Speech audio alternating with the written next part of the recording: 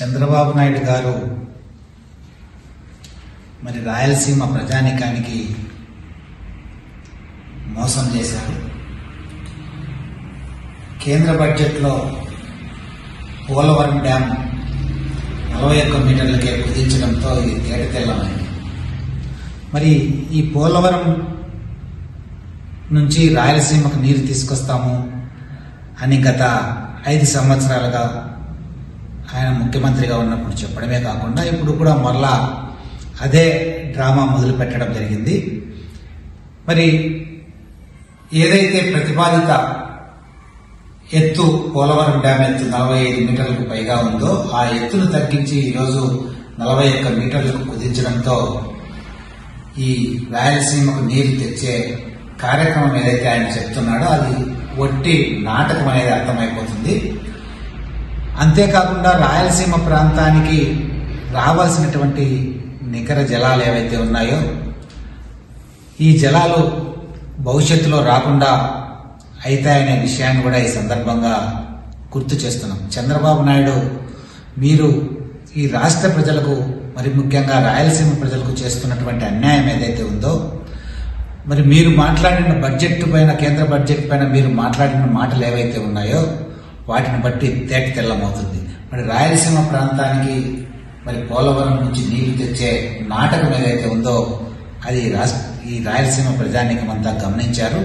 మరి మీరందరూ కూడా ఈరోజు దాదాపు మీ ఎంపీలపైనే అంటే తెలుగుదేశం పార్టీ ఎంపీలపైనే కేంద్ర ప్రభుత్వం యొక్క భౌతవ్యం ఆధారపడిన మీరు కేంద్ర ప్రభుత్వాన్ని బీజేపీ ప్రభుత్వం పైన ఒత్తిడి తీసుకురాకోకుండా మరి అందులో భాగస్వాములైనటువంటి మీరు ఆ ప్రభుత్వం పైన ఒత్తిడి తేకోకుండా మరి ఈరోజు రాయలసీమ ప్రజానికానికి మోసం చేశారనే విషయాన్ని సందర్భంగా గుర్తు చేస్తున్నాం. మీరు వెంటనే స్పందించి ఏదైతే కేంద్ర ప్రభుత్వం 41 మీటర్లకే పోలవరం డ్యాం ఎత్తును కుదిస్తుందో దానిపైన మరి కేంద్ర ప్రభుత్వంతో మాట్లాడి ఈ ఎత్తు ప్రతిపాదిత ఎత్తు ఏదైతే ఉందో 45 మీటర్లకు పైబడి ఏదైతే ఎత్తు ఉందో ఆ ఎత్తు వరకు ఈ ప్రాజెక్టు నిర్మాణాన్ని చేపట్టడానికి మీరు కృషి చేయాలని సందర్భంగా మీకు విజ్ఞప్తి చేస్తున్నాం.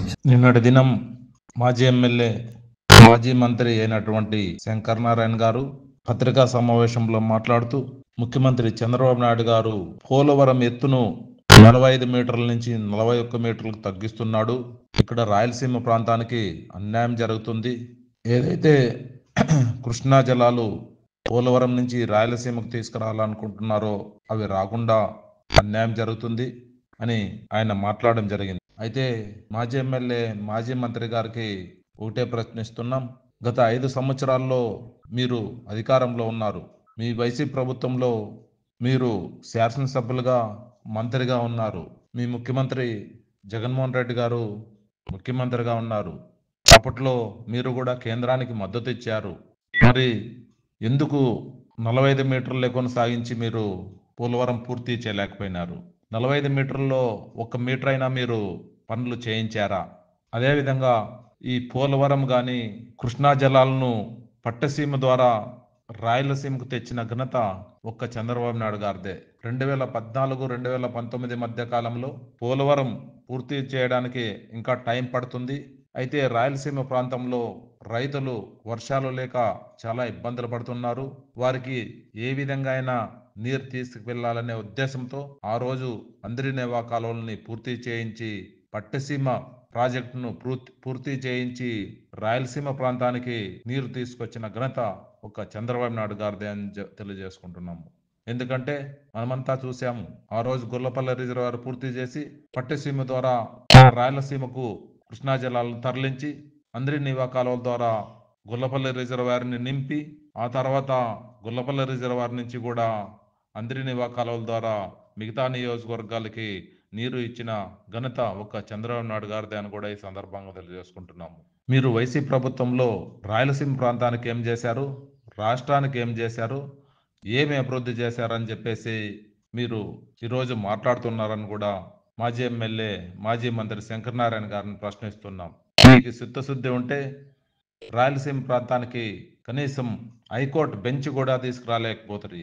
ఈరోజు మా ఎన్డీఏ కూటమి ప్రభుత్వం ఏర్పడిన తర్వాత కర్నూలు ప్రాంతంలో హైకోర్టు బెంచ్ కూడా ఏర్పాటు చేయబోతున్నారు అని కూడా ఈ సందర్భంగా తెలియజేసుకుంటున్నాము.